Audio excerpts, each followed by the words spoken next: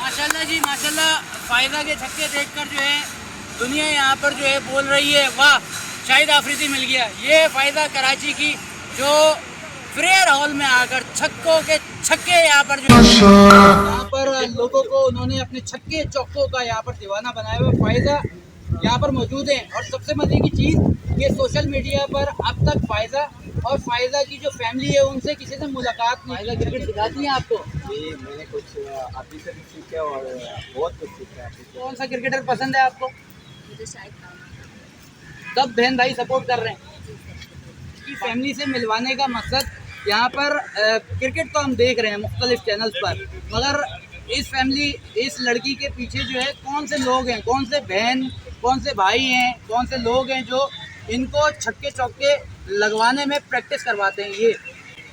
ये बहन है, ये दो भाई हैं और ये फ़ायदा अभी जो इनको परेशान करती हैं। तो आज हमने मिलवाया आपको कराची की, कश्मीर की, पाकिस्तान की वायरल क्रिकेटर फ़ायदा से। और इस फ़ायदा ने यहाँ पर पाकिस्तान का जितना नाम यहाँ पर रोशन किया है, सब चैलेंज दे रहे हैं, मगर ये खातून जो है ये लड़की आउट होके नहीं दे रही।